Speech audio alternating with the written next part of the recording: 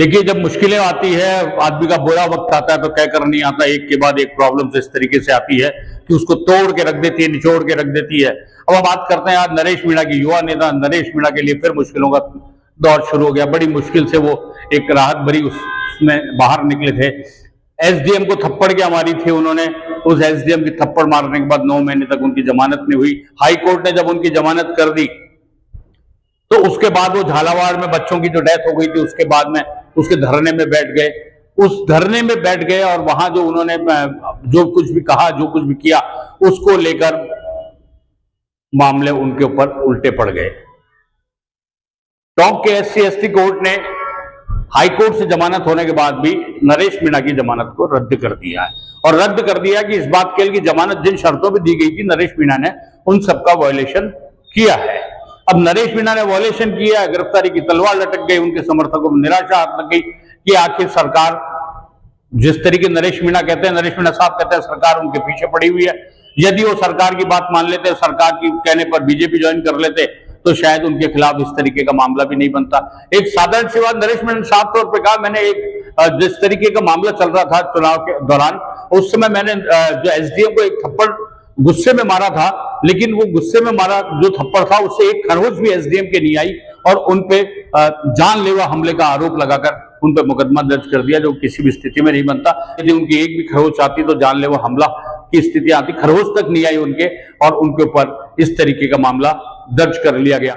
और उसके बाद उन्होंने कहा कि उन्होंने जमानत की किसी शर्त को तोड़ा नहीं है और वो अदालत का सम्मान करते हैं, लेकिन चूंकि इसके अंदर राजनीति शामिल है, राजनीतिक तहत उनके ऊपर इशारा किया गया है और उसी के तहत ये जो सारा मामला आया है कि उनकी जमानत रद्द हो गई और उनको वापस जेल जाना पड़ेगा।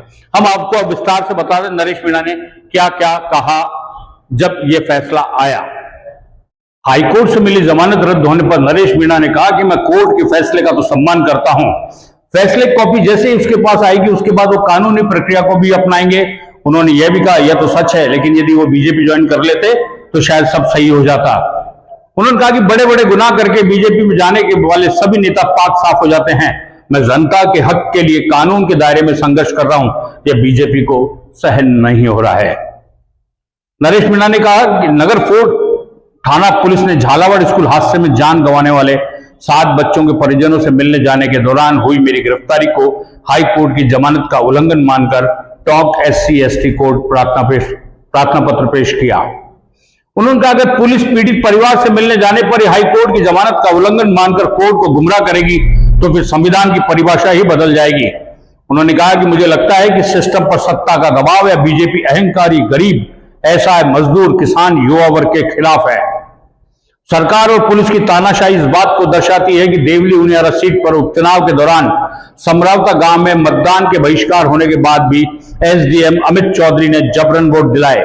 मैंने गुस्से में आकर महज एक थप्पड़ मारा और उसके खरोंच तक नहीं आई, लेकिन मेरे ऊपर जानलेवा हमले का मामला दर्ज किया गया। सरकार के सिस्टम पर दबाव बनाकर 9 महीने तक मेरी जमानत नहीं होने दी। अब आप देख गए होंगे किस तरीके नरेश मीणा ने पूरी बात कही, और पूरी बात कहने के बाद आपको शायद अंदाजा लग गया होगा और उनके समर्थकों को समझना चाहिए, और जिसको जो समझना है इस जमानत के रद्द होने का अर्थ वो समझे। लेकिन फिलहाल ये मामला निश्चित रूप से नरेश मीणा के लिए तो एक मुश्किलों भरा है कि नरेश मीणा अब आगे क्या करेंगे। आप बने रहिए हमारे साथ, हम आपको यूं अपडेट देते रहेंगे। तब तक के लिए दीजिए मुझे इजाजत।